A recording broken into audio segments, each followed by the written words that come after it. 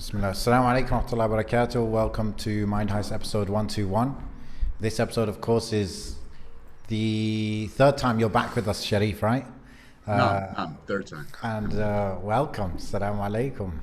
Walaikum salam. Shariyf, maybe, look, yeah. I think we've mentioned this on a few episodes. Our top favorite episode was the one you did with us, 79, and so people will know you if they listen to that one. But what's your 2-minute bio of yourself? Well, my 2 minute bio. I'm the Muslim homesteader. You can find my channel on YouTube. I was inspired by you guys. So prior to that, I had no YouTube presence or anything like that. But I saw a need to get the message out there. So basically, Muslim, living off grid with my family. We started a community in the northeastern corner of New Mexico where we brought like-minded people together to help one another and live Islam, on our terms. Um, we don't have to make compromises with jobs. We can create our own jobs by working at home or working on a farm, and letting our kids just grow up in nature.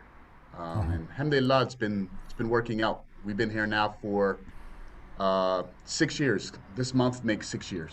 MashaAllah. May Allah put barakah in it and make it, continue and continue and grow, inshallah. So Shariyf, I have some questions for you, but I don't want this to be an interview. So if you even have questions for us, then just ask us and everything. You know how it goes. I was wondering a few things. I was thinking, Shariyf has, mashallah, a lot of experience in life, I feel, because you've lived in a lot of different places and you've lived different lifestyles, I feel, right? So Yes. I wanted to ask you about a couple of things before we even get to the current situation, right? So Okay. one was you were in the Marines, were you not? Yes. So Yes. I Yes, I wanted to know, was.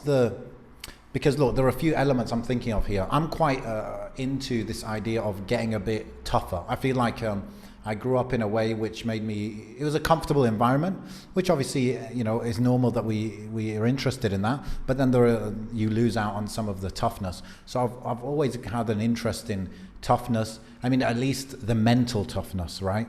What about Okay. for you? Because you're a generation, before me, so automatically that might give you a level of toughness that I might not have. But then also, you're not just from that generation, but also you went into the Marines. So did you feel you increased in toughness through experience? And how specifically, do they do that? Do they toughen you up? Well, actually, we need to go back a step before that, and then it'll lead into the Marine Corps. Okay. Um, so when I was 13 years old, I started doing judo. Um, my mom had joined the YMCA. She put my sister in gymnastics, and there was a judo program. So I thought I was going to be jumping and kicking and punching, but Yeah. that's not judo. Um, and judo is based on throws, holding people down on the mat for 30 seconds at that time, uh, choking, and hyperextending arms. Um, because of my age, I got put into the adult class because at age 14, you're considered an adult. So I was like the smallest kid there, and they would just beat me like crazy all the time. So there's where the real toughness started there. And my teacher, he was different, but he was real. He said later on, he told me, I don't need to memorize your name because you'll probably quit because there's a high turnover rate. Yes, yes. But alhamdulillah, I'm only one of three of his students that is qualified to teach after having thousands of students over the years. Wow. Okay. Um, we So you trained, stuck with him year after year, right? yeah, yeah. So I mean, he's like a father to me. I mean, he's just incredible. I trained with him, and he taught me that I don't need to tell you when you do something right. You need to know when you do something wrong. So from that, I learned that, I got to motivate myself. I don't need outside praise, which is a big problem with, today's generation because they want, instant gratification and motivation and praise heaped on them like crazy. So we did a lot of training. I got to the position where I was training other kids, and then I went into the Marine Corps. So I had this discipline already before I went there. And then when I got to the Marine Corps, they just turn your life upside down. Um, from day one, from when you first arrive at Paris Island, they're yelling and screaming at you when they come on the bus, and they tell you you got 5 seconds to get off the bus, and three are already gone. And you see people running and pushing, trying to get on the little yellow footprints. And then they take everything from you. I mean, everything to your underwear. You own nothing, and they issue you everything. And they teach you everything from, it's going to sound crazy, they teach you how to brush your teeth. They teach you how to put on your socks because you're taking people from all over and you don't know what they know. So they start at zero, and then they build you up into this, as we say, America's most elite fighting force. And there's a sign when you go through says, through these portholes pass, America's elite fighting force. So yeah, it's different, and the toughness is there mentally because they put you in situations where you have to make snap decisions, physically because you're doing things you thought you'd never be able to do, and you learn to obey orders. So. And when you went to the Marines, like, do you go through something? Is there something where, like, first you're like in the army, and then if you're good enough in the army, you go Marines, or you go directly to Marines? No. So the way it works in the U.S., we have, different branches. We have the Army, Navy, Air Force, Marine, and now Space Force. Sorry. Yeah. But so the Marine Corps has the longest boot camp, and they are the hardest. Just to give you an example, once you're a Marine, if you decide later on you want to be in the Army or the Navy, you don't go through boot camp. They just transfer your rank to the equivalent in that other service. Because you're already overqualified. Yes. But Yeah. if you were in the Army, I don't care if you were in the Army 20 years and you want to be a Marine, you go to day one and you go to boot camp. Because we had a guy, his name was Laramie. He was a petty officer in the Navy. So he had 12 years in the Navy, but they sent him to boot camp day one in the Marine Corps. And then when he graduated from boot camp, okay, they transferred his rank. So he became a sergeant in the Marine Corps. The U.S. Marine Corps is patterned on the British Royal Marines. So don't know if you guys know that, but if you look at the insignia for the British Royal Marines, okay, it has half of the world, and then the U.S. Marines has the other half of the world. Okay. The theory behind it is between the two, we will control and protect the world. In theory. Typical. Yes. Maybe control, I don't know about protect. But that's the that's the symbol behind it. Right, okay. And I think what you're saying, it really reminded me of something I read, like in a, I don't know, psychology or maybe even a marketing book, where it's like the symbolism behind, we're going to take everything away from you and then we're going to give you, right? So it's that element of like depending on them, right? And then they reprogram you even from the way that you brush your teeth. And exactly. It's kind of like a lot of people have done this over the years, right? It's like, I don't know, that's it. I was reading a book about the struggles that young men are facing in the current century or whatever. And a lot of boys, because of like fatherlessness or being deprived of a father, they're looking for belonging, etc. And they get attracted to like ISIS or gangs or even back in the day, Hitler Youth. They said with the Hitler Youth, the kids who had no dad were the most ferocious fighters, and they would absolutely never leave like the battlefield till they're dead. they have to die on that battlefield.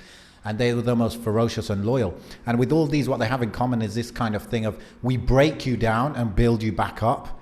And we build you back up in a way where it's like, everything you know about life is from our lens. We teach you how to breathe and think and everything, Yes, isn't it? yes, exactly. But like, can you go into a bit more detail in terms of toughness? Like you talked about, you do things you thought never possible. So I think that's an element of changing your mindset around what you can and cannot do, of course. What are some similar things like that I mean, if you remember, maybe it was a while ago, but. Bro, they program I'll tell you one thing, it's very difficult to like get the things out of your head that they taught you.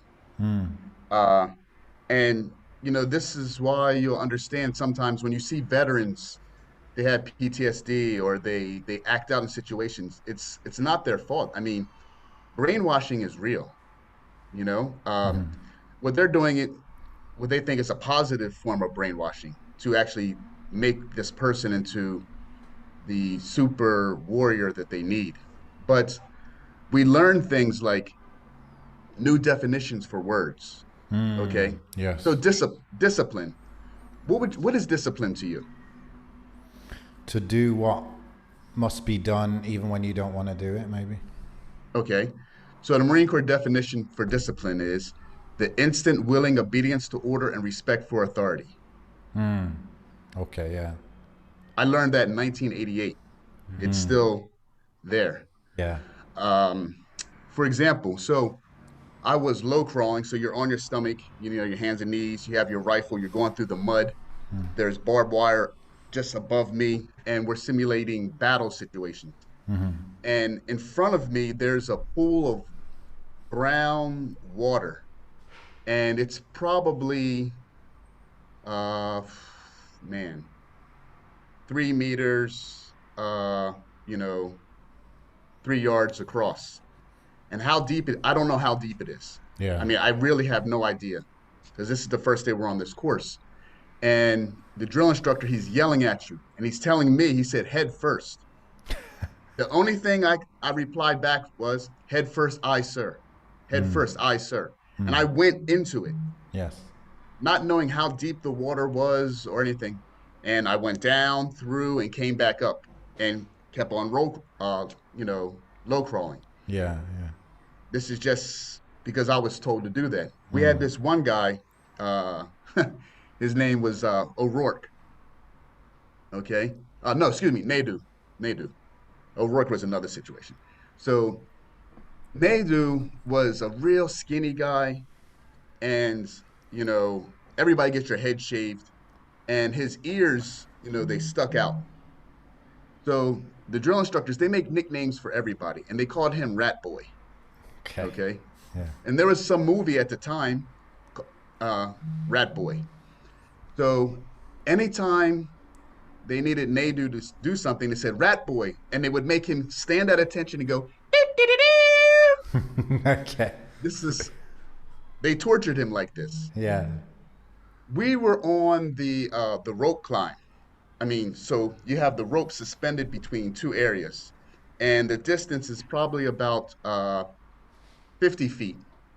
And you're up about, I would say, 20 to 30 feet high. And there is water below you. Now, Nadu has been trained whenever they say Rat Boy Yeah. to take your hands and come to attention and say, doo doo doo doo. Uh, they did this to him when he was on the rope. Okay. So he's going across, and you try to go across as fast as you can, because if they tell you to drop, you got to drop. So my senior drill instructor, Staff Sergeant Bossart, said, Rat Boy. Instantly, his hands released. He said, doo, doo, doo, doo, and he came splashing down into the water. Yes.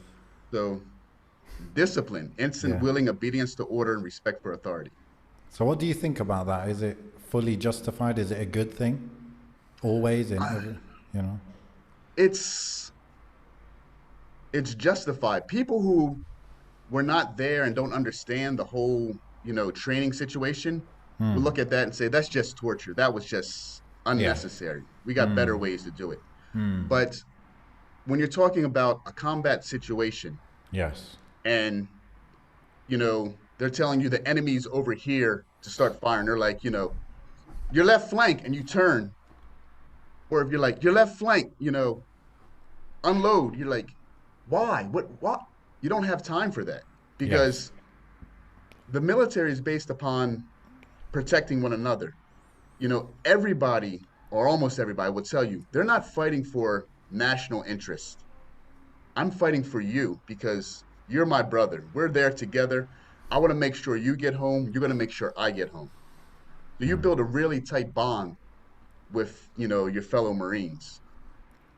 And I don't have time to think and ask questions. I just have to react. So Yeah. they're teaching you to react in all situations just instantly. You know that the thing you said about the discipline of the definition of discipline, it reminds me as well of the. I mean, I just read a little bit about this stuff. Like NLP, neuro linguistic programming. It's like the whole approach of NLP practitioners is like that. Okay, the language you use affects the way your paradigm, like the way you see the world, and the way you see the world will define your like beliefs, and your beliefs will define your actions.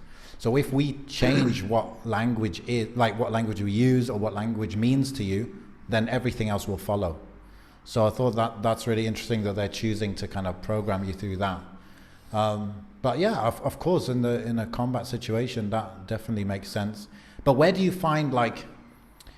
I mean, I feel like I can get a sense of what you're talking about just from, for example, I played rugby for quite a few years, and rugby has a lot of the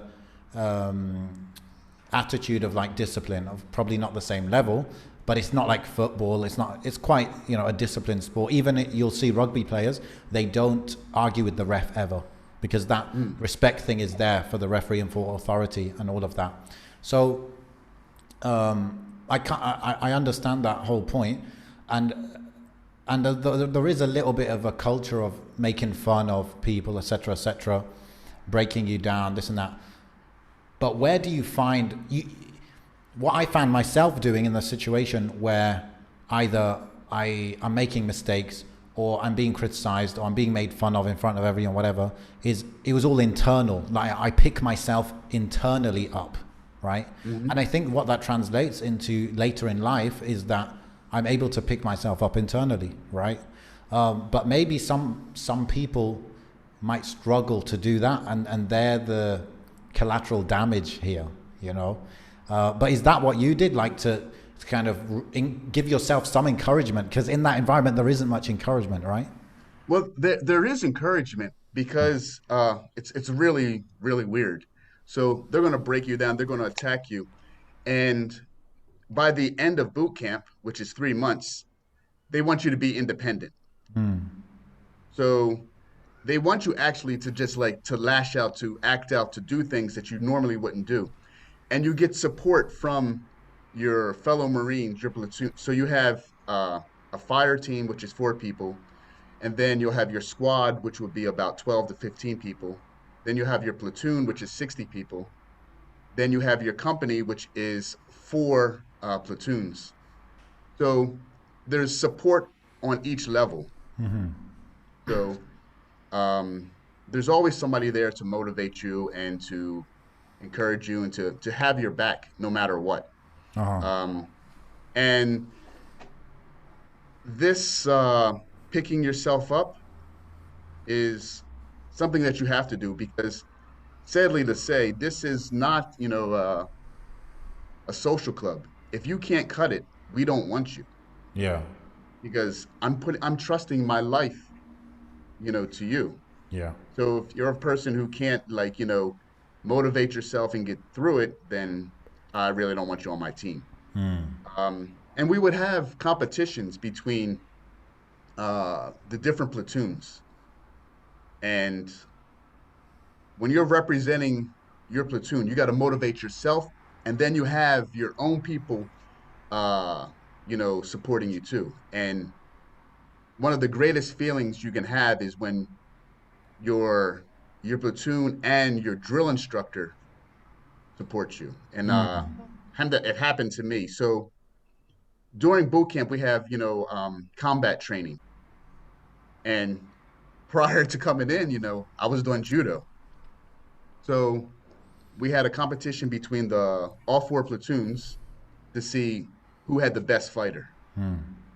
So the other three platoons, they sent out their biggest guys. And I'm talking guys that were like 6'5", 200 plus pounds muscle. And this was the only time that I begged my drill instructor for anything. I pleaded. I said, "Sir, please, please let me represent." I said, "I won't fail you." And then he was just like, "Boy, don't let me down." So I was hyped up. I went out there and I fought the first guy. I destroyed everybody. Alhamdulillah. Alhamdulillah. So then afterwards, you get the support and the praise for that day only, really, Yes. of your drill instructors. Then he has to knock you back down Yeah. because he But can't have you thinking you're somebody special. but because it's rare, it's more sincere, maybe, isn't it? Yeah, yeah, definitely. Exactly. There's no fake praise just to make you like feel good. It's like really, I'm impressed by you or whatever. You know. Yes. That's something interesting to think about. Like, it compared to today's world, or not today's world only, but most spheres that we're living in, it's like very much encourage everything. Do you think I should do that with my kids, Sherry? Beat them up and tell them, "Yeah, you're doing a good." Well, no, I mean, hey, children, it's always difficult. So with my kids, we're playing like board games and stuff, and so my youngest son, he's 8 years old. We don't let him win. If he can't win, he's not winning. Yeah. But some games he's really good at. He's improving. He's trying. I don't believe in like participation awards and just letting you win. You got to earn it. Yeah. Yeah. You know? How What does about? it? Go Sorry, on, I'll Mohammed. jump in. Obviously, my background of work is in a ranked organisation as well. So unlike the general populace, I'm familiar with like the rank structure, the discipline, the authority. Maybe not to the extent of the Marines, but certainly more than the average sort of private company. But how does it make you sort of see the world around you in terms of like rules and regulations? Like, for example, I don't get on a lot with a lot of my friends because of I'm quite like, if there's rules to be, there's societal rules or rules to follow, I'm very much inclined to follow them, and I don't like bending them because I just see how the world works, and it can sometimes cause friction between me and some of my friends and stuff. But is that something that you see in yourself? Like, are you more inclined towards, even in your own personal life, more inclined towards following rules quite strictly, or are you? Is that sort of in the past now, and you're a rebel? Yeah. No, I follow the rules. We're getting the much. PR answer now. Yes, I wear my seatbelt. I drive the speed. No, I do. Actually, I do wear my seatbelt and I drive the speed limit. I put my car on cruise control. Yeah. Exactly on the speed limit because I don't want to give them a chance to pull me over or to get me for anything. Yeah. The only thing about rules that I don't follow are rules that I feel that don't make sense or aren't justified. And, I'll argue those down, like all the time. So for example, I got a situation. It was about a year and a half ago. I'm coming home, and at the end of my farm, I see some bright lights. Like somebody has like a spotter to like spot deer or something. And I thought somebody was messing with my cows. So I took my truck, I drove down there, and I see it's the police. They have somebody pulled over. So I drove by, I looked at the officer, we made eye contact. I went down to the next road, turned around, I drove back and looked at him again. And then I drove home. Now, from where he was to the road to turn is about a mile and a half. Uh, I'm pulling in on my property. Woo, woo, woo. The lights are flashing. 600 feet into my property, he pulls me over. So I'm like, what's going on? So I open my door. I start to go back. He's like, get in the car. Right? So I'm like, this guy. So he comes up to me. He comes up there with his light, and he flashes his light in my eye. And unfortunately, I lost it, you know. I spewed some profanities at him about that light in my eye and told him to get it out of my eye.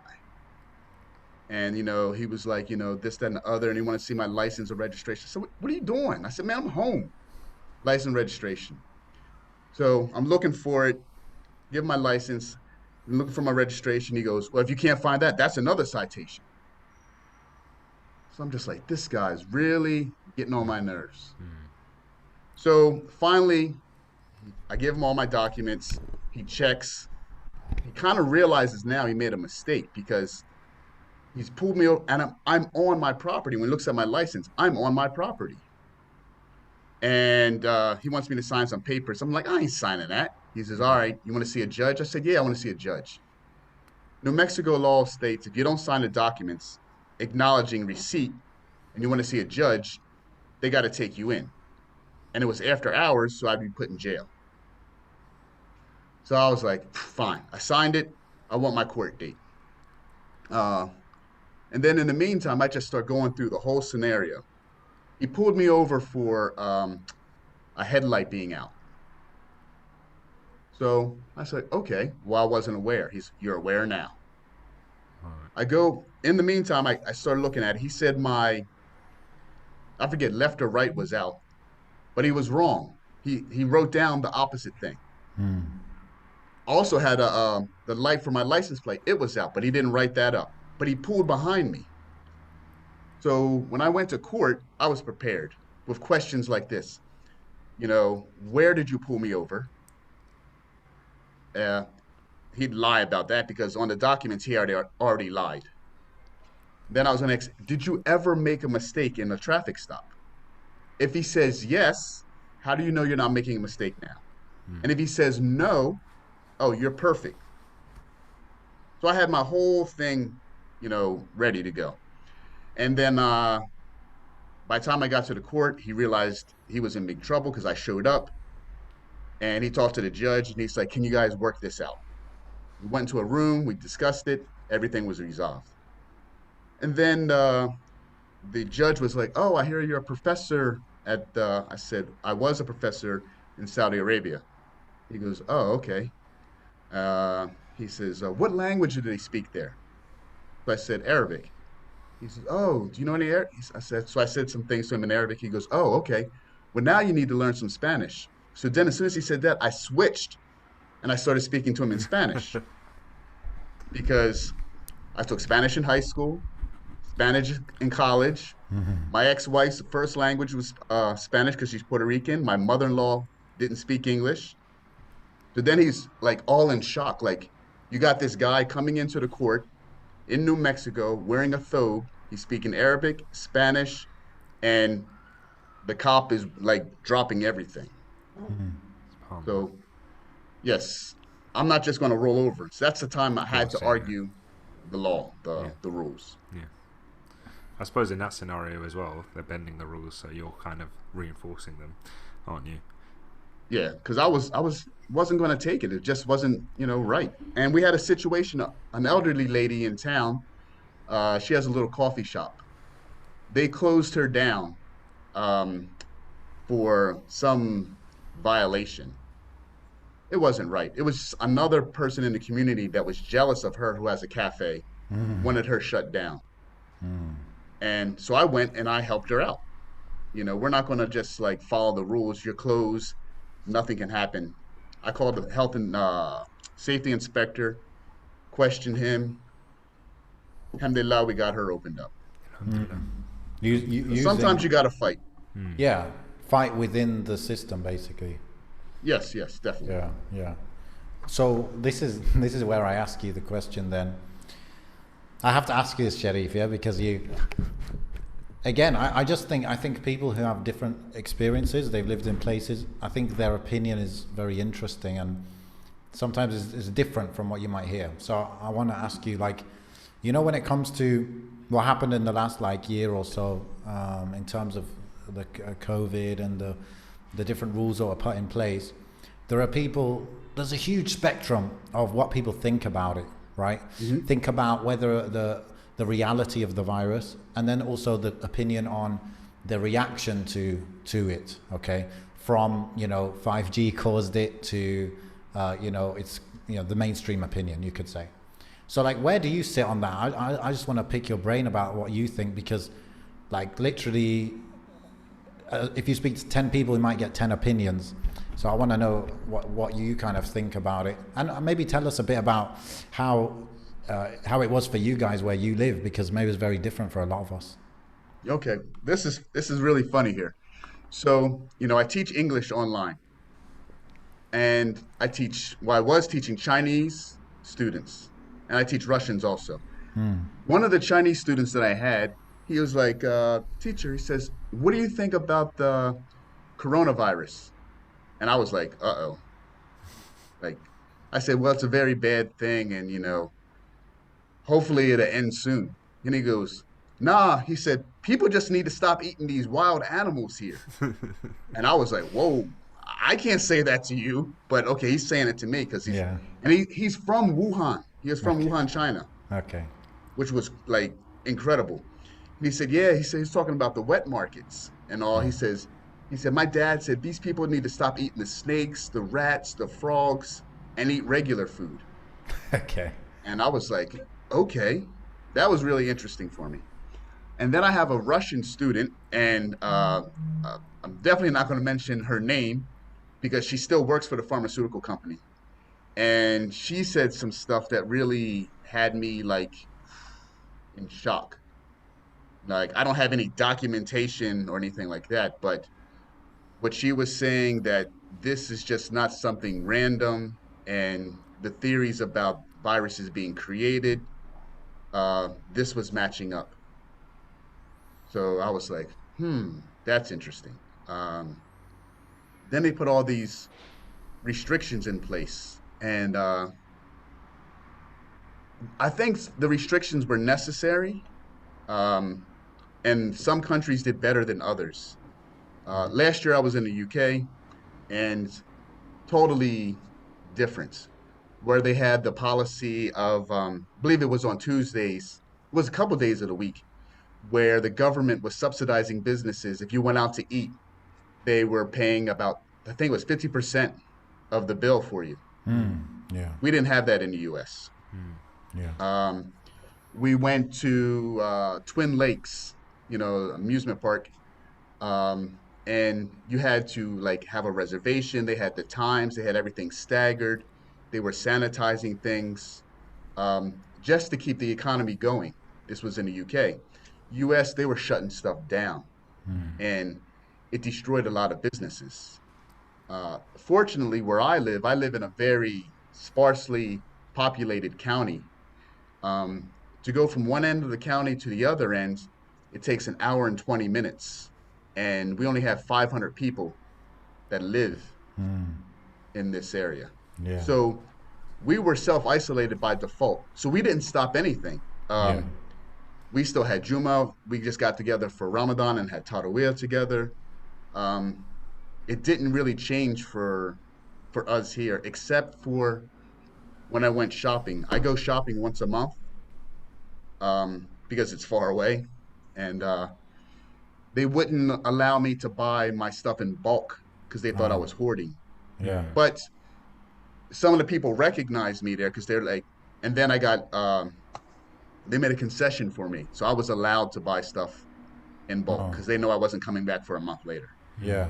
So, like doing Jummah and all of that still, was that within the rules, or it's just that it's not really being enforced because it's like, sparsely populated?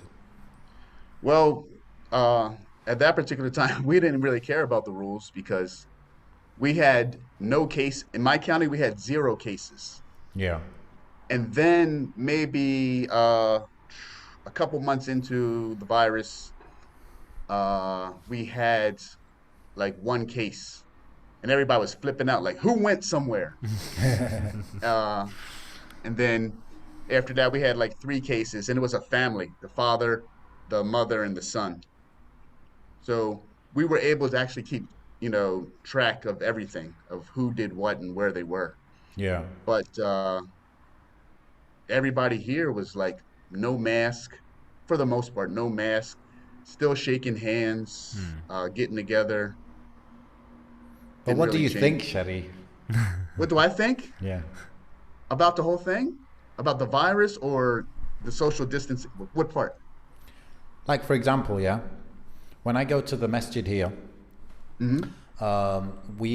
when I'm walking there, I should wear a mask in theory. Okay, that's the rule. Yeah. Outside? Yeah, outside. You have to wear a mask everywhere. Okay, that's the default. When I go to the masjid, obviously I should keep the mask on, and we pray separate, like apart, distance. Now, if it was up to me, no doubt about it, I would not wear a mask outside. Right. I agree. When I get to the masjid, I'm kind of confused, right? I have severe doubts around whether the mask makes any difference at all. I have doubts around, should we be praying apart? Like, really, does it matter that much? Is it a priority? I doubt these things. Okay, that's my view. So what about you? Like, when you're saying I was shaking hands, I was doing Jum'ah, is that because you don't believe those things will help, or why? That's Well, what I was saying to everybody that had mask on and like, I'd go into the post office and people was like, the virus, and I just kept telling them, I said, we're all going to die. We're eventually all going to die. So, I mean, was it my time to die now, or I'm going to die later? Um, for some people, I think it was good for them to wear the mask. I went into a store. This lady was on oxygen. She already had a compromised immune system and everything. yeah. Um, she needs to wear a mask, and people going in there should wear a mask. Even if you don't think you're contagious or you're going to transmit it, just for the general well-being of the population, wear a mask. Um, but nah, I didn't.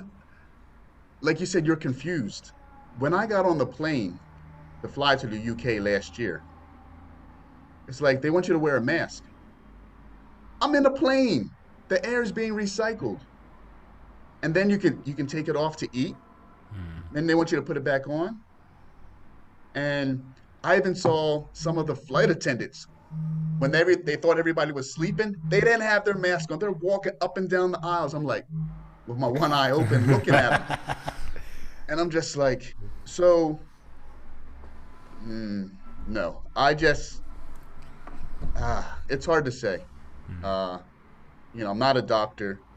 Um, the government has lied to the people in the U.S. numerous times. Um, that's why I didn't get vaccinated. People are saying, did you get the vaccine? No, and I'm never getting it. You're going to have to hold me down, strap me down, and do it because, hey, Have to they hold the figured it. marine down. Yeah, for real. And I'm not going down easily. So we had a Tuskegee experiment where they injected syphilis into Yes. African American men to see the long-term effects of it. And they had penicillin, and they could have treated them. And the government didn't apologize until Clinton was in office. How many presidents did we have prior to that? So, no. And then the research that was done on, I forget the lady's name, it was African American woman that made gynecological advances that we use today that actually saves lives, but they just tortured her with no anesthesia, government sanctioned, you know. And then the CDC came out like 2 months ago saying that this wiping down and all this, sanitation was not necessary. They did it for the well-being of the people. The CDC, the Center for Disease Control. So if they lied to us prior to that, what else did they lie to us about? So So basically, you're saying you're not sure, but obviously you're skeptical of what you hear the mainstream narrative is, basically. Yes, I am. Yeah. I am. I mean, and then I have a friend whose wife is a doctor.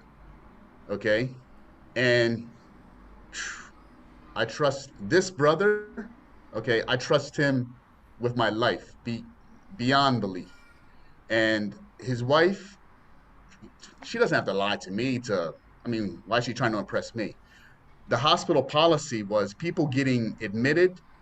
If there was a chance that you could mark them down for COVID, COVID.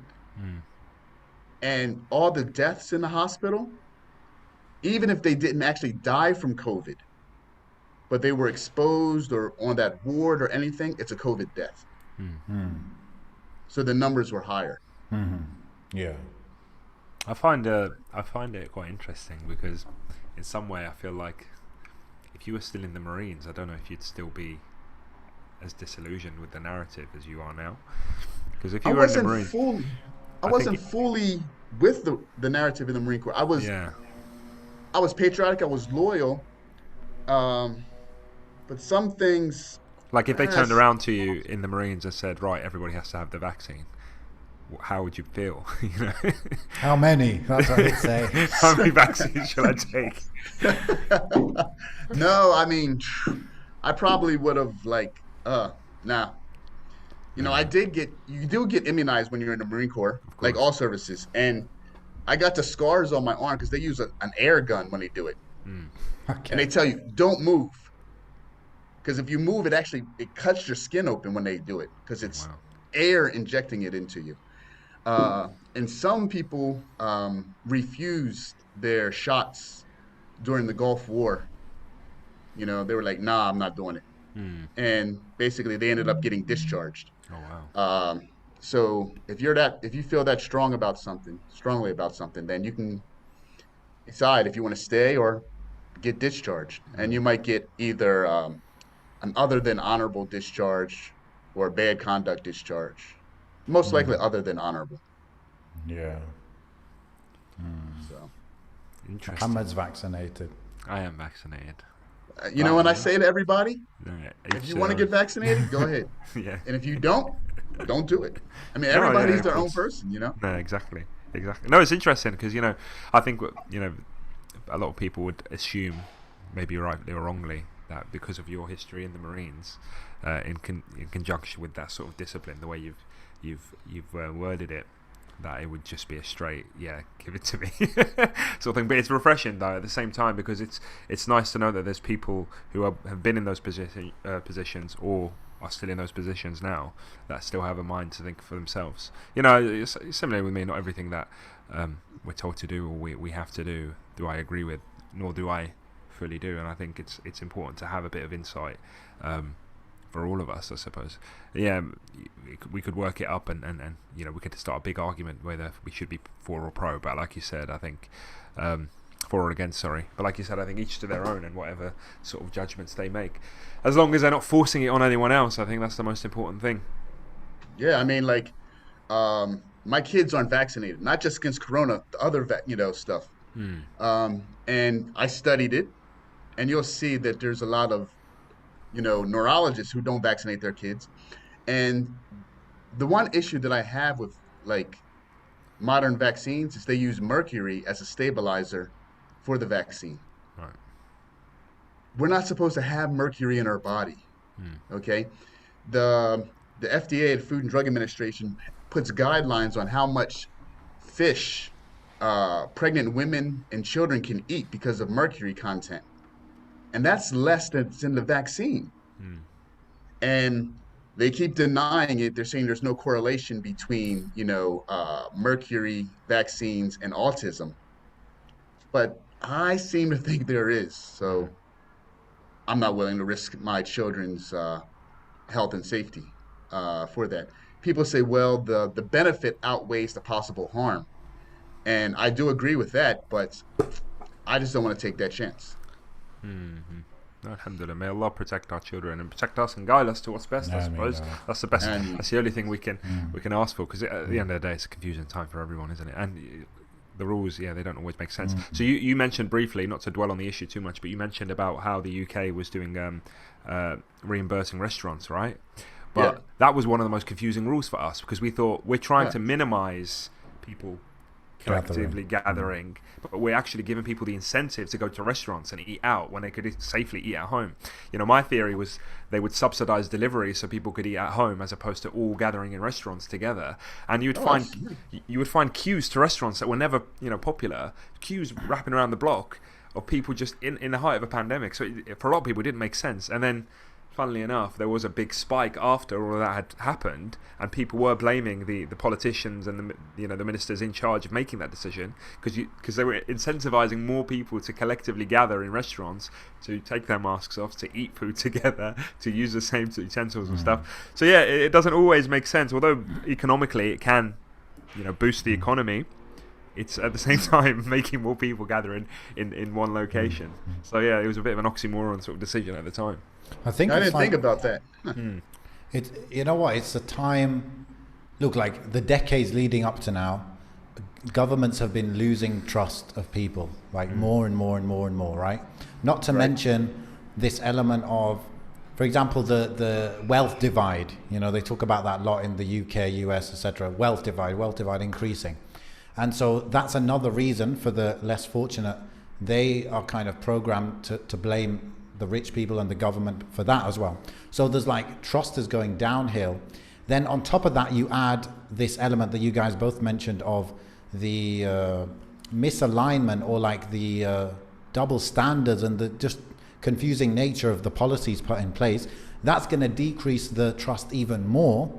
So it just gets to the point where it's like, ultimately I don't trust you. But if I trusted you, I'll do anything. I'll take a vaccine that, just based on your word, if I really trust you. But, you're going to need a lot of, repair in the relationship for that to happen. And like you're saying, Shariyf, in the Marines, you have ultimate obedience, because you believe that person next to you and that drill sergeant or whatever, he has your interest in mind.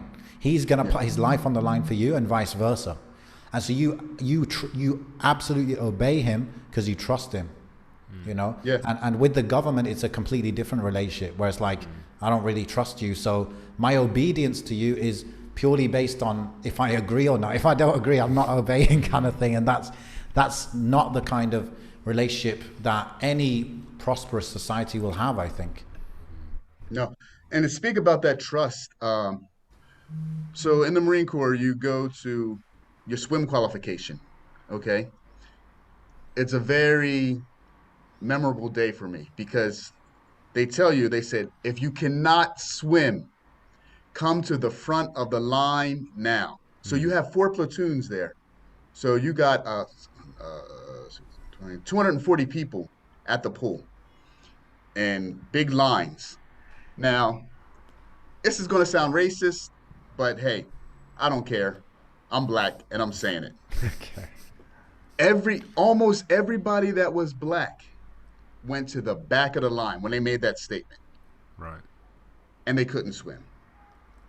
Okay? And there's a reason why. If you look at it historically in the United States, why black people tend not to be swimmers, there's an actual reason for it historically. And it has to do with government regulations, pools, and a whole lot of stuff.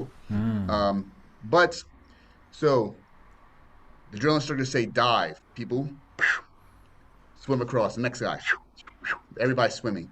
So now you have rows and rows of black people who can't swim. This guy jumped in and he said dive. He jumped in. He didn't even hit the water. And he said, help, right? But he knew he could depend on them to help him. They had given us instructions that if you need assistance, you ask for help. Then they're going to throw the orange donut out to you, right?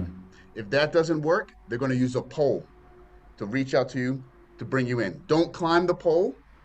Hold it, we'll pull you in. If you start to climb it, they will pull it and jab you back into the water. Lastly, they say, if a swim qualified instructor has to come in there to get you, you do not touch him. Okay? You relax. He will touch you and bring you out.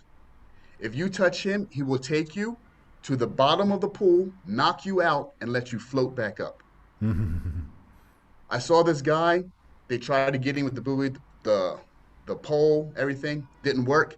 They had to jump in to get him. The instructor swimming over to him. When he was about maybe 2 meters away from him, he said, "Freeze!" This is a man panicking in water because he can't swim. He locked up his body. He just froze and started to sink. The instructor got him and took him out. He had instant willing obedience to order and respect for authority because he knew this man was going to save him. So it's like, man, blind following in a way, but you have to trust and, go that extra mile because I know that you're going to save me and you're going to do everything possible to do it. So that respect is there, which the government has lost, as you were saying. I wanted to ask you, Shariyf, about maybe this is, I don't know, yeah, it might be a touchy topic for Marines and this and that. What's, Marines, when you start, you said it's called boot camp, the 3-month Yes. thing? Yeah. So there's boot camp. I've heard with the Navy SEALs, there's Hell Week. So what's the difference? Which is more hardcore? Okay, so this is I'll explain this one to you. Okay, so the Navy SEALs are an elite fighting force, and they're made up of sailors from the Navy and Marines. Okay? So you have to be in one of those services to begin with. Right. Okay? And then what they do is they're going to take you even further. The Naval SEAL program is more disciplined, more rigorous than boot camp. So boot camp, you're making your regular Marine, which is still higher than all the other services. Yes. But the Navy SEALs is an elite fighting force, taking members from different services to send them on missions that require stealth, reconnaissance, in and out, total commitment to the mission. And they do things that are even more extreme. Like when I was stationed in South Carolina, it's the base for SEAL Team 6. Okay? And the things that they do, it's just, you'd be like, why? Why do you got to do these things? So I'm going to tell you, for example, so a SEAL team, if they're going on a ship or they're on a submarine, they're even training while they're deployed on a mission. Like, they will strip down, take all their clothes off, and be naked and huddle together and sleep together. And you'll be like, why do I need a naked man next to me? Yeah. Because all, inhibitions must be destroyed. Because if you're in a situation where the only thing you got is body heat to keep you warm, you can't be like, nah, man, put your underwear on or whatever. This has to be something normal for you. And they go the extra mile. They do drills in freezing cold water, sleep deprivation activities. Now, we do these things too in the Marine Corps, but not to the degree that the Navy SEALs were doing. Is there do you guys do parachute training in Marines? You have to have a reason for it and get sent to school. So on my base, it wasn't a requirement, but you had the option to go. My base, we got sent to Security Forces Battalion School. And from that school, so you have boot camp, then I went to the School of Infantry, then to Security Forces Battalion School. And this is where you get your embassy guards, your nuclear security guards, things like this. So there's no need for parachute training, but I went to quick draw school. Quick draw, okay. Yeah, quick draw. So like you've heard of Abu Toba, right? He was in the Marines as well, right? Same time I was. Yeah. Oh, the same time, mashallah. And he went. Did he? I think he went on to join the Navy SEALs, right? Or some division of I'm them. not exactly sure. I know from my knowledge that he went on some operations with some groups. I don't know the exact name Yeah. of the particular Yeah. organization that he was with. Yeah. Yeah. His fascinating interview he did with John Fontaine about his whole story and some of the stuff he got up to. Wow. Okay, so I don't. I'm really interested in this marine stuff because it's like, you know, all the stuff we're talking about is like very much needed amongst Muslims in terms of the traits, isn't it? In terms Yes. of obedience to the right authority, of course, and in terms of discipline and this and that. So I think it's all very relevant. Now, where does that? I guess we just go into like last time we spoke. I felt like Shariyf, maybe this is not the right conclusion to come to, but I felt like when we spoke on episode 79, you had been in New Mexico with your own setup for a while, but it was at the beginning of the stages of like bringing more and more people in. Is that accurate? Yes. Or you? Yeah. Yeah, and we're still at that stage. It's continuing. Yeah. It's not going to stop. That's the plan, inshallah. Yes. So what kind of progress have you made in terms of like, I don't know, people joining you or infrastructure you put in place or? Okay, so presently we have the call for people to come and to join us. You know, we have a venting process. Because we've had a lot of people that want to be here, but we don't necessarily want them. They're not a good fit. Okay. And just being Muslim is not enough. But you don't have to agree with our views 100%. I mean, we're going to have difference of opinion, Yeah. on things. But the general core belief and the mission has to be the same. So presently we have, what is it, 48 members in our community. But everybody's not full time. Some people are still transitioning. Okay. So for example, Khalid Green, he was just here. He left about 2.5 weeks ago. He went back to Seattle, and at the end of this week, he'll be coming back. So he's working on his house here. He had to go home to do some projects for his mother and grandmother. Then he's back here. He's one of the people that's transitioning. There's another brother that, alhamdulillah, he just got the interview for his wife. She had her green card, but they were out of the country for too long, so they had to do the process over again, and they're coming back. We have a new family that's joining us, mashallah, with 10 kids. So they're going to be 58. so they're a big help. And down the road, a mile from where we are, there's another plot of land, another 240 acres that's available. And we're actually looking for 6 families to buy that, to split that up, 40 acres each for them. So we're constantly growing, and we're doing a fundraiser because there's a well project on a piece of property. It's 51 acres, and we're trying to get that so the community will have their own well. Because right now, we travel into the village, and you got to go to the fill station, you fill up with water, you bring it back, dump it into your tanks, whatever size tanks you have, back and forth. It's really hectic. This well property will allow us more independence and actually to create a community business for the Muslims, where we can actually, produce or animals, smaller animals, because 51 acres is not a lot for a big, say, you're like, yeah, it is. It's not, farm project. How do decisions sort of get made there then? Is there some sort of leadership, or how is it sort of organized in that sense? Now you're trying to embarrass me, man. You know I'm the Amir. Come on. This is it.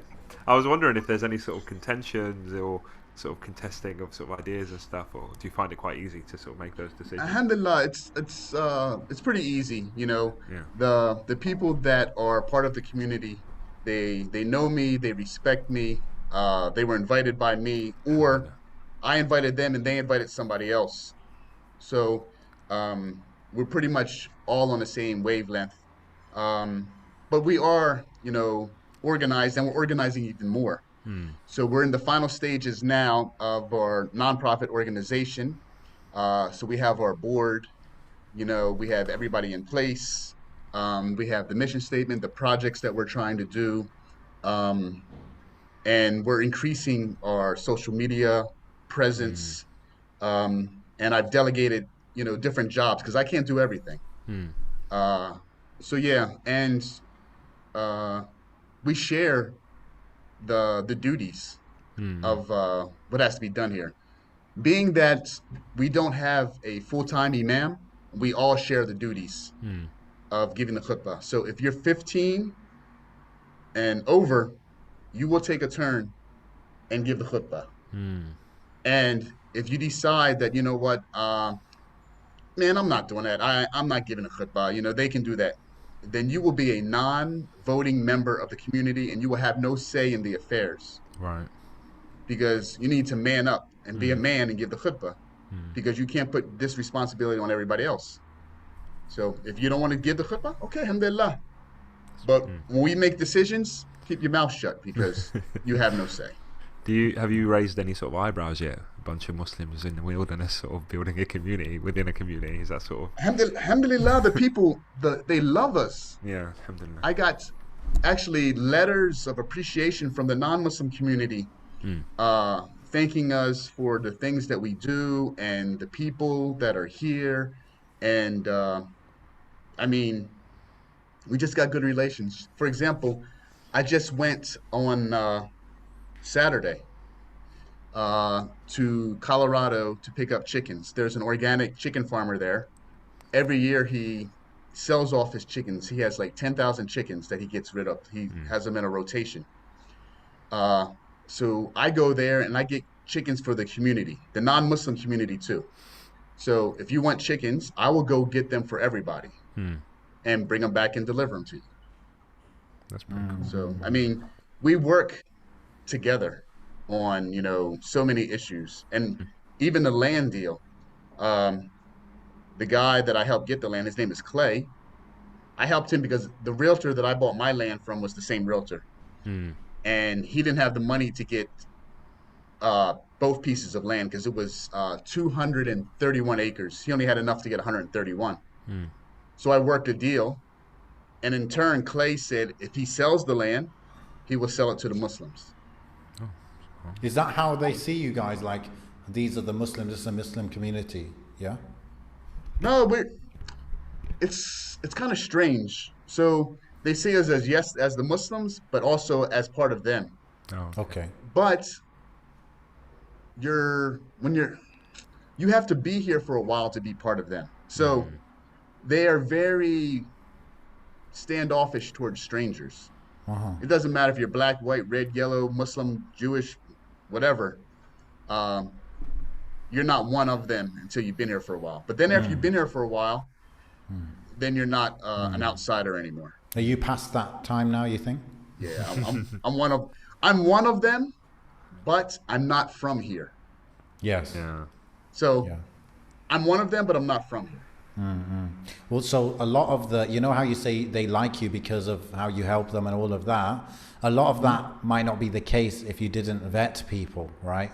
Because I could just imagine, like, bringing in a load of people, they come and they litter and who knows what else you could do, right? Yeah, definitely. We got to vent people.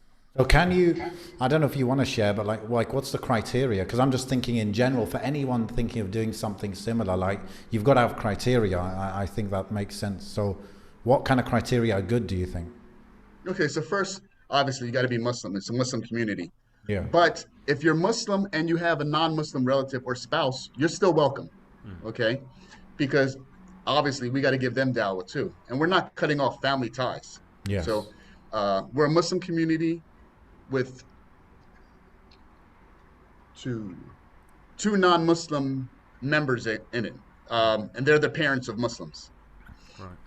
Okay, you have to be understanding Islam according to the Quran and Sunnah. Okay, and everybody's gonna be like, well, that's everybody. Okay, Yeah. now if you want to put a label on it, okay, you're gonna put a strict label. You're gonna say Salafi. Okay, but we're not talking about some, you know, hardcore. You know, unfortunately, they've got this name. They call them like super Salafis, right? Where I mean, I don't know if they got that, you know, in the UK and other parts, but here in Definitely. America, Yeah. Yeah. Yeah, definitely. people would say, "Oh man, he's super Salafi," to the point where Philly brothers. I was gonna say Philly because I was in Philly, right? Yeah. And I went to the masjid, and the brother had his hands, you know, above his navel, but not on his chest like this. And a brother beside him grabbed his arms and yanked him up in the salat to like this. Like, no, we're not dealing with those people. No. Salafi, good manners. Salafia equates to good manners also. Okay? It's not just manhaj, you know, I mean, well, that is part of the manhaj. Yeah. So that's a thing. You have to be wanting to live this type of lifestyle, you know, sustainable. If you're into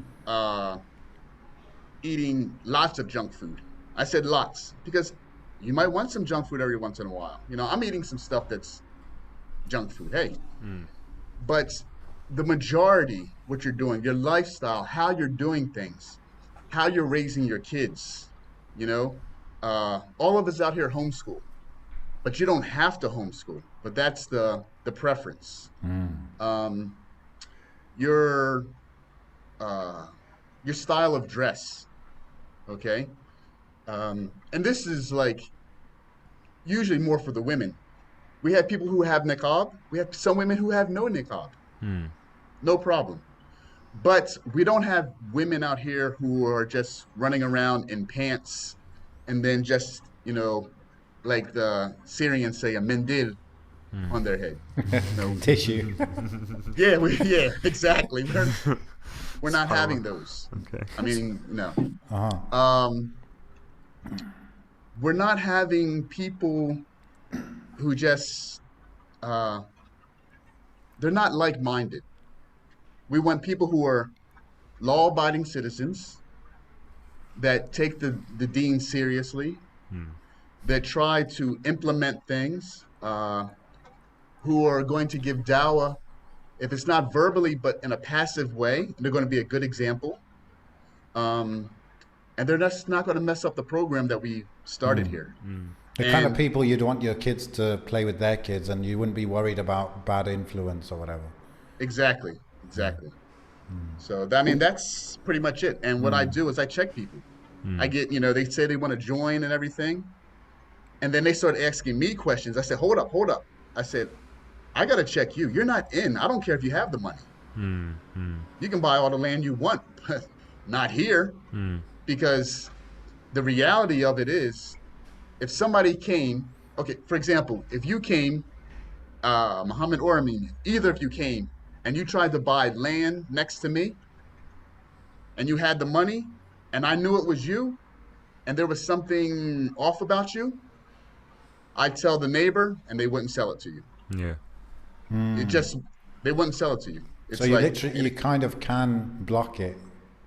oh, I can block a lot of things. Wow. Okay. 'Cause I was just going to ask you that. How could you, if you vet someone and they don't really fit the criteria, how can you actually stop them buying the land? I get it. Yeah. I mean, our relationships with the ranchers here, or they know me, they trust me, and I'm like, no. They're like, okay.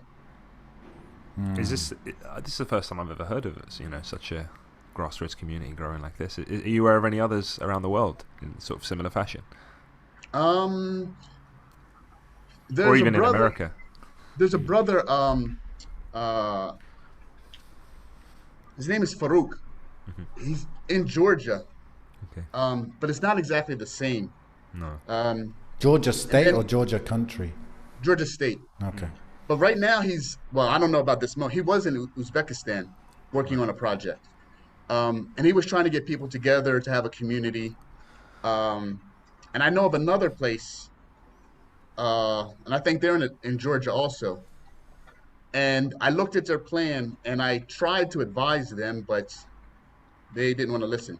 Their plan was not realistic, in my opinion. They were trying to set it up like a city, and the people would have like a quarter acre of land, and this is how much for farming. They didn't have enough area for farming to be self-sustaining. It wasn't going to work. I mean, there's a lot of calculations you have to go into the land uses, the rainfall, the type of animals. All of these things play an important factor on what you can do. Yes. Yeah, yeah. I'm thinking a lot of this stuff, Sharif, and I'm like, because now obviously since we did that first episode, now I've moved to Turkey since then, right? So Right. now that I'm in Turkey, I'm in quite a specific community of quite like-minded people, actually. No vetting has been done or anything like that. It's just pure, we all happen to live together. A lot of people do share a similar mindset here, alhamdulillah. Some people have this idea of moving to another part of Turkey, which is more rural, and buying land and all of that. But I think what you guys are doing is you set yourself up for success. I think what a lot of people are suggesting, and they haven't done it yet, so maybe when they do it, they'll do it properly. But like you guys done a lot of work, I think basically that's what I'm trying to say. You like creating those relationships. That's not easy whatsoever. I think that doing stuff out of pure goodwill, being bothered to speak to people. I mean, even like someone like yourself, you seem like a very sociable person. I'll struggle with that stuff, to be honest. So, like there's a lot of work to be done to get it right? Especially if you want to do this stuff where you're vetting people and all of that. Because, like, for example, I really like this idea of, even if you're in a city, but if you're in the same neighborhood, you should have like group of brothers and you can do stuff together. Your wives can do stuff together. But I'm sometimes I have an idea, right? But a lot of people are just not that bothered. And I can imagine if we were in the middle of nowhere and we all got to do a lot of stuff, they're not going to pull the weight, are they? They're not going to give the khutbah, as you say, So they get no vote. Yeah, maybe I could be the dictator then. not dictator. Come on now. But yeah, it makes me think a lot, like, because it's better to have a small community where everyone's like fully committed than like just numbers.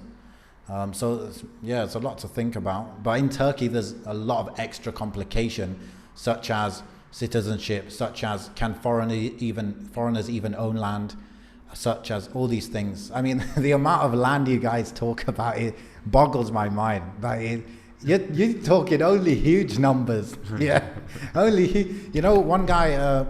I know him. He lives right here near me. He was exploring living kind of on the other side of Turkey, right? Very rural place. And he was talking about 6 families moving there together, right? So that's a good start. They're all like-minded and this and that.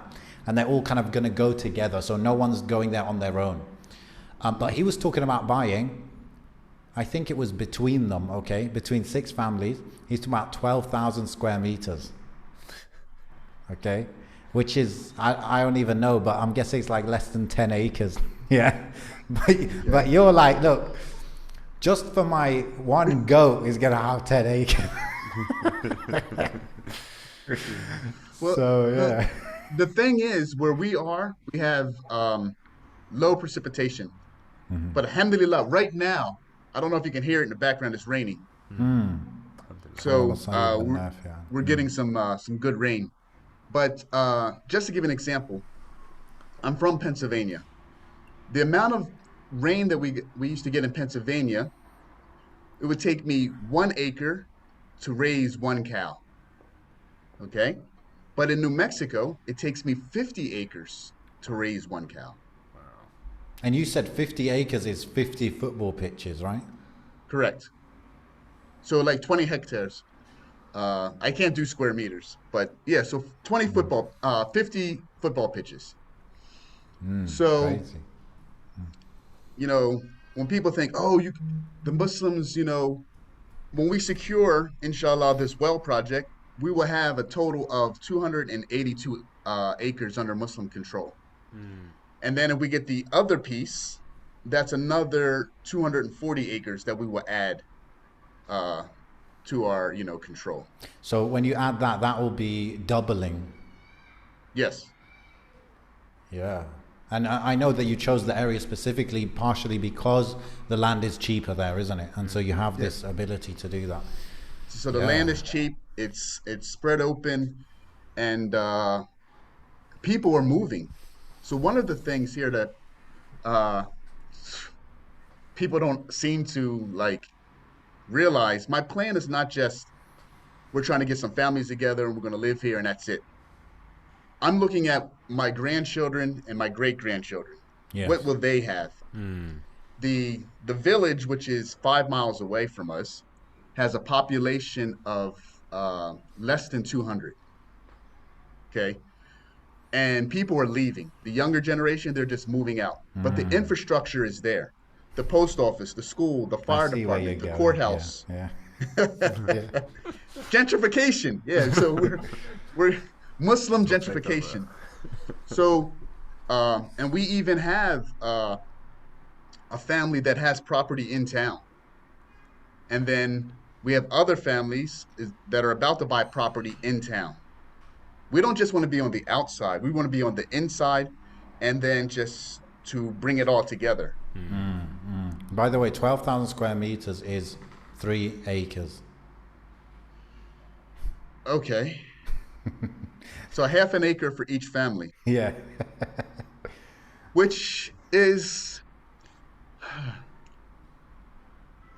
if those 6 families had their houses really close to each other, right, with like minimum space between them, and then if they put all their houses on, say, a half an acre, and they left the 2.5 acres for farming projects, it's doable, depending on the climate and everything. So they wouldn't have a cow. No. They would have to go to goats. What if they have a cow but they buy feed instead of it? Yeah, they could do that, but then you can't just have one cow. A cow's a herd animal. It'd be distressed. Well, it'd be stressed being by itself.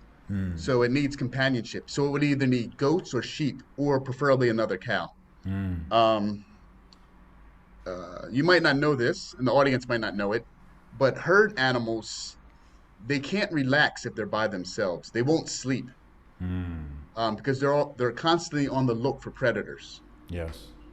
So next time you're in some farmland and you see cows or horses, and if you see a bunch of horses and you see one horse, like looks like it's sleeping, because they're comfortable. The other horses are, watching out for predators. Same for cows and sheep and everything like this. So you're going to need more than one animal.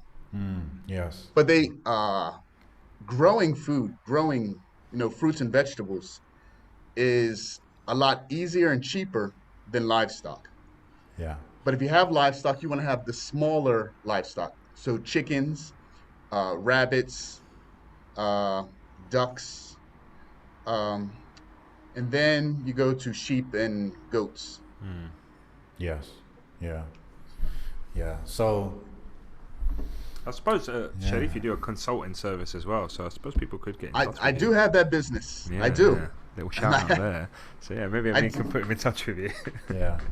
I did some projects for some people, and what I do is overseas projects. What I do would be video conferencing, using Google Earth and other things, and weather patterns, and I can basically advise them what to grow, when to grow, how to arrange their house, setting up for passive solar technology so they can heat their homes and cool their homes without external inputs as much as possible.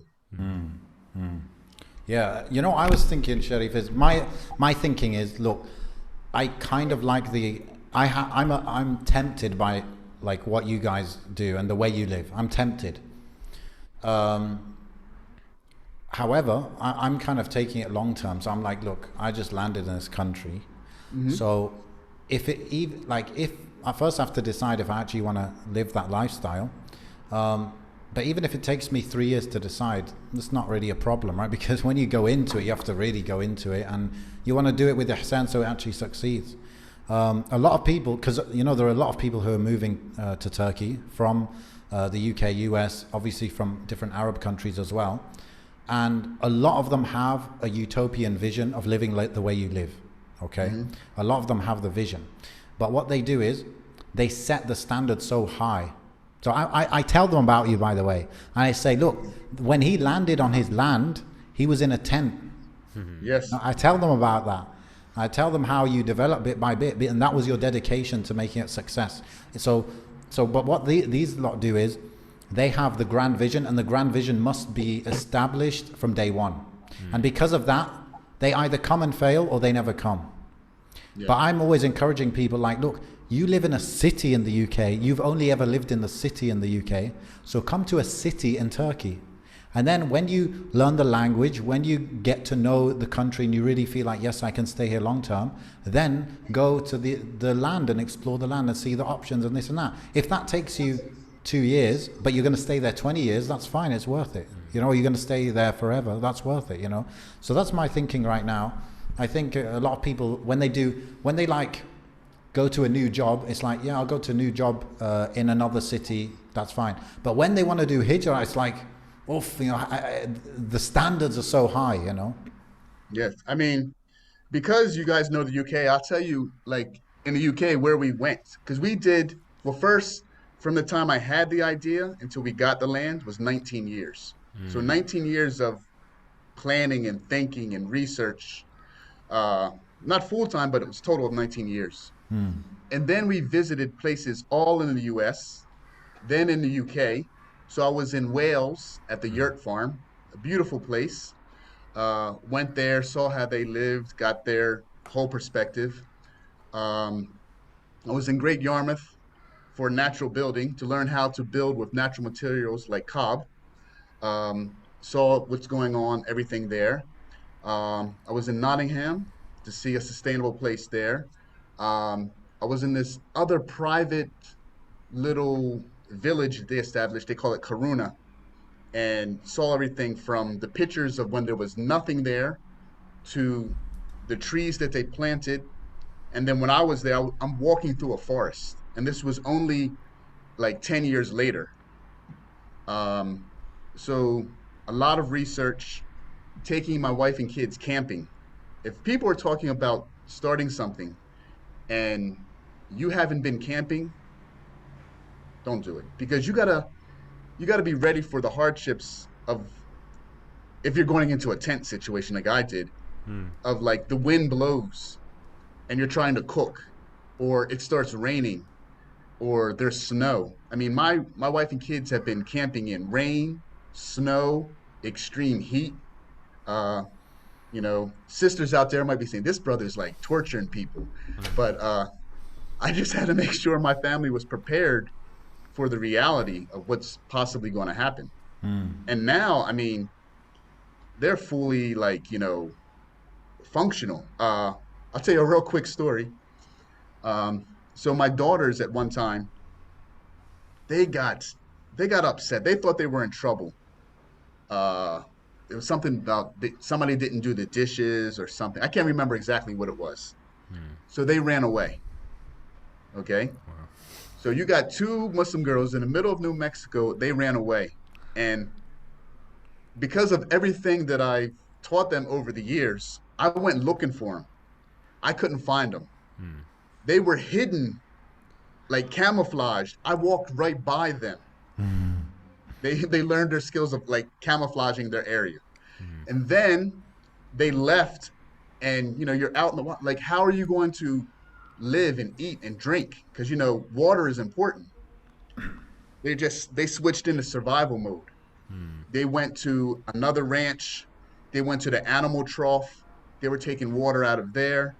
they moved from that location to another location for housing, so they would be out of like, the situation. Alhamdulillah, we found them later. It was like a day or two. Oh wow. But I mean, they were like in survival mode. And I'm confident that if, something happens, they can take care of themselves. And now they're doing their weapons training. So I got a new video coming out tomorrow I morning. saw that. Yeah, yeah. Uh, It's a good so thumbnail. so they got to train with 9mm pistols and 22 rifle. Oh, there you go. So Let me ask you. Actually, that's very relevant point about the kids and stuff. Is you said you're trying to set things up for your grandkids, etc. Right? yes, Now, a lot, like you said about the village nearby, a lot of young people are leaving, or they will leave. Okay, whether that's to Yes. go uni, whether that's to look for jobs. How do you think? What do you think the reality will be for your kids? Because remember, you moved to there after gaining all those skills in the outside world, right? And then Right. you moved. So what about them? Are they not going to be? I don't want to use the word tempted. Actually, just they might see benefit going elsewhere, and then what happens? With what Yes, you've yes. built. Yeah. You're definitely right. So one of the things is you can't, in my opinion, restrict your children to the point where they have no experiences with the outside world, regards to technology, even food. Okay. So we're here and we're like 90% organic. Um, do I take my kids out to a restaurant to get things that other kids are experiencing? Yes, I do. And one of the reasons why, because if I don't, when they get older and the first chance that they get, that's where they're going to run to. They're going to Yes. be like, you know what? I've never had like, French fries out in public. I've never had a bag of chips. I never had, and the organic lifestyle is going to become one of junk food. The same thing with technology. Okay. We're in a stage now where computers are almost a must. Um, does that mean I let them get on and do anything they want? No. Uh, do we control it? Yes. Do we give them a little bit of opportunity to make mistakes? Yes. Because they're at the age, well, my older ones, they're at the age where they have to learn how to self-regulate, you know? Yes. Islam has to be about, themselves and, trying to please Allah, not trying to please their parents. Yes. Do I give my 8-year-old that much free reign? Of course not. Do I make farm life enjoyable? Yes. Do I include them in decision making? Yes. Because before we came here, I gave them a choice. We can either move to the UK or we can move to the US because, they're dual nationals. Yeah. The kids chose, unanimous decision to move to the US, America. Uh, and we'll go home, we'll go back and we'll visit grandma and grandpa, in the summers. So that's something that I have to keep up, Yeah. because that was the deal, except for the Corona situation. We didn't go this year. 'Cause actually, we would be leaving this week. We go for the month of July. But we didn't this year. So what do you But think their decision will be like when they're adults, though? uh, it's going to be my one daughter's in university now, and she's still here. She likes it here. Um, So she does it online? yeah, she does some online, and she has to go in for some classes. Okay. Because of Corona, she didn't have to go in. So when we did her schedule, the classes that she technically had to go in for, we scheduled them now because everything was going to be online. Yeah. So they Yeah. allow you to do like 50% online, 50% in person.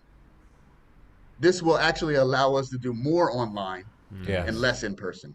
Yes. Thank you. Yeah. Quite yeah. fortunate. Yeah, I got that. And so when she graduates, what's the assumption? Is the assumption she's going to come back and stay? Oh, I mean, she's already there, but you know what I mean. Yeah. Well, she wants to. She's studying education.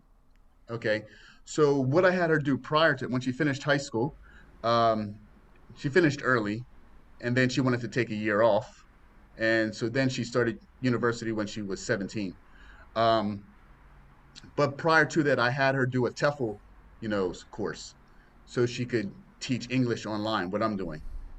So she went through that, had her come watch me, and hired her for my private company, so she can work for me. You know, gain more experience before she actually has her degree in education. So she'll be even a better teacher. And then we have the local school here if she wants to teach, because it's kindergarten through 12th grade, but only 50 kids in the whole school. Yeah, and soon all those kids will be Muslim. Inshallah. Inshallah. So basically, like, they can get skills, even if it's just online or from you, etc. Get skills, even from the people in the local community, they can learn skills. And then, especially with the online outlet, there's no need to really leave that area. No. And because they're comfortable with it as well. Yeah, I mean, it's all there for 'em. My other daughter, she's into coding, uh, and she's done like all kinds of courses, and she was actually up for a scholarship to go into the local public school to teach the kids coding. And she's talking now, she wants to be an ethical hacker. Okay. Keyword ethical. Yeah. Okay. Yeah. So, but and then my son, that he's here now, he's all over the place, but he's 8 years old. So I think most 8-year-olds are all over the place. we'll see what he wants to do. So I don't know. Okay, good. And what about your house situation? Because I think when we last talked, you were saying like you're in the process of like making a proper house finally, right? Or Yes. so what's the progress? So, like you said to begin, a lot of people think overnight they want this thing to happen very quickly. And the thing about it is, we're not financing anything out here. Okay, so everything has to come from the money we make, and then we start doing projects. And just 2 weeks ago, we made another decision to change our house structure. So we were going with the container houses. We went from cob to container houses. Now we're back to cob. Okay. But we already had a container. So I got another video coming up where we're moving the container, and I show you how to move the container without heavy equipment. Because this part of this container now would be the kitchen and 2 dining areas for guests. As the Amir of the community, I have to entertain a lot. And right now, what happens is the brothers come to my office, and I entertain them here, and the women go down to our present house. Bringing food back and forth. I mean, it's 250 meters away, my office from my house. It becomes a hassle. So this new facility will build a kitchen that will be 13 feet by 8 feet, and then 2 dining areas at 13 feet by 8 feet. So we can all be in one location. This will be the front part of the house. In front of that will be the greenhouse. If you watch the video, you'll notice I'll say the shipping container is going to be a greenhouse. But as soon as I moved it, my wife said, I don't know if I want that to be a greenhouse. So I'm gonna change it out. had to change up the plan, because this is not a democracy. I mean, it's not a dictatorship out here. Hey, sisters, it's not a dictatorship out here. So we work together. You're gonna build it out with the container system kind of thing? The front part will be a container, and then the back part will be detached and will be cob. And the cob part is built? No. We're working now. Okay. Alhamdulillah, Uncle Joe Biden, he's giving out that other stimulus. Yes. For parents and everything. So we're going to use some of that money for the foundation to get building. Uncle Joe. He's happy. He came through. Through that stimulus check. I'm Mojo. Maybe invite him one day for a little visit. Yes, definitely. Might get boosted Right. funding. How are we doing for time, everyone? I have to go now, but if you want to carry Oh, on. yes, I'm getting close too because I got a just wanted to class ask coming like up. one or two more questions. Sure, sure, no problem. So I asked you about the progress on the house. What about the whole energy situation? Because I know I think you were moving towards being like self-sufficient, but you weren't there yet, right? Last time we Oh, spoke. we've always been 100% solar Oh, since we got here okay. 6 years ago. Or maybe it's water I was thinking about. Yeah, the water is the situation. Yes. So solar, 100%. Except for today, we've been having some rain. So I bought the generator up, the plug in because I didn't want to be like halfway through this and Mm. we disappear. Uh, just to be sure. That's a good thing too. If you're going to be off grid, you always have to have a backup source and a backup Yes. to the backup. So I got 4 generators. Okay, just Wow. in case. Are they diesel ones? Yeah. No, no, the gasoline Okay. generators. So I have one that's like super quiet. You can't even hear it running. Yeah. And then I have smaller ones that are portable to move around for the milking machine and then for the house and things like this. Um, but the only thing that we're missing is our water. And, hopefully with that other property, Yeah. if we're able to secure that, then that will give the community more independence to get Sure. water from there instead of Inshallah. the village. So let's end with this then. Tell us a bit more, because I think you mentioned just in passing, like this new land you're trying to acquire. Yeah. Like, will that be like a waqf, or is that for new people coming in? And what will that allow like you to do? And how much money do you need and all of that? Well, this new piece of land is actually for the community. Okay. So we've been working on it. We had a nonprofit organization, but that was out of Pennsylvania. And you can change name and all that stuff. It was becoming too hectic. So we started a new one. It's called Andalusia NM, as in New Mexico. We have a website, Andalusia, the Spanish spelling, so ANDALUCIA hyphen NM.com. And I'm working on that. And our tax number should be finished this week also. So that will be owned by the community, for the community. Um, and with that, inshallah, we can help us to grow um, many ways with produce, with the summer camp that we're trying to run, with a future Islamic school. You know, we wanted to have a boarding school for the last 4 years of school, so ninth, 10th, 11th, 12th grade. Yes. We have people in place. So Khalid Green, PhD in Islamic Studies, he's here. We have another brother, Hassan, who is ijaza in 3 Qur'an of Quran. He's a Quran teacher. We have another sister here that's a Quran teacher. Um, Almost everybody here is bilingual with Arabic and English. Um, we have uh, we just got a lot of different people with different skills to make this a reality. Um, One of the dreams is when I was growing up, there was a place called the Church Farm School in Pennsylvania. It was a church, farm, and a school. And the founder believed that young men should have good religious education, they should know how to farm, and they should be secularly educated. And I believe the same thing, but with Islam. So that's a long-term plan. But these things can't happen without getting this land. And to get this land, we need 50,000 initially. In the future, you need more money to get other things done.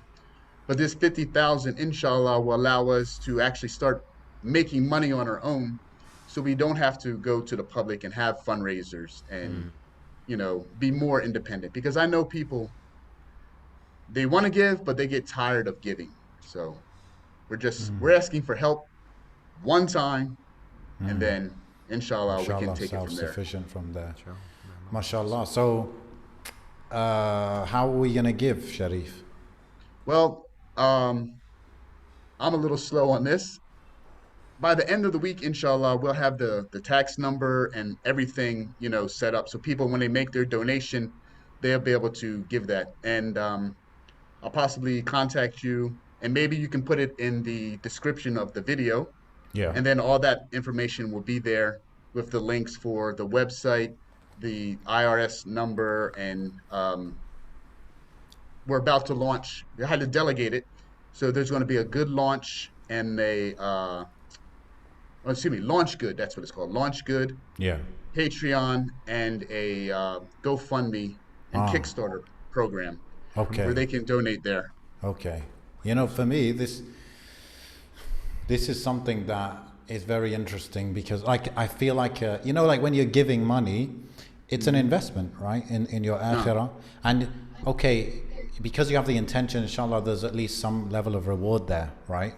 No. However, if that project you give to goes on to succeed, then there'll be even more there in it for you, inshallah. And this, because obviously the people that listen to the episode, they can see that you're serious. They can see that you vetted everyone that's there. You can see the people that are there are all, they're committed to the principles and hard work. On top of that, now, you're saying that you're going to serve the wider people in terms of doing this, did you say like summer camp or whatever, right? So that will serve people outside of even New Mexico, right? Like people from the bigger cities can send their kids in there. So there's a lot of benefit, I think. And because you're doing it in such a self-sufficient way, I just feel like there'll be so much freedom to really benefit, if you know what I mean, without a lot of the constraints. Sometimes there's policy constraints, there's debate amongst different decision makers constraints, there's financial constraints, but I think a lot of that is not here, like not, getting in the way here. No, So we're lucky on that part. yeah, so I would say this is a really good place to put some money, inshallah, and may Allah put barakah in it and allow you to reach that 50,000 very, very easily. I mean, And we even intend on reaching out to the non-Muslim community because of the produce that we grow. We have a senior center here in the local school. So our intention is to give 10% of the produce to them. This is a passive form of dawah. Yeah. The community has accepted us. I mean, they're really good to us, and it's just a way of giving back. I mean, if you don't care about the people, then what are you doing? I mean, we are supposed to be the example for all of society. Exactly. We need to give to them. Yeah, and I haven't seen anyone do it like this, like in such a kind of grassroots way. So that's really good. Just you can see our progress. We're gonna have a new, inshallah, YouTube channel to show you like the community. I have my own, but we're gonna go more of a community style so you can see what's happening on YouTube and on the website. So inshallah, people just will know exactly what's going on, and we invite people to come on out, visit us and see what's happening. Don't go reality TV on us. No reality TV, man. No, because reality TV is not real. Yes, that's true. Yeah. Jazakallah khairan, Shariyf. Thanks for joining us. Thanks for the time. May Allah put barakah in it again. We can end it there, inshallah. Subhanak Allahumma bihamdik, shadu an la ilaha illa anta, astaghfiruka wa atubu ilayk. Assalamu alaikum, everyone. Alaikum salam.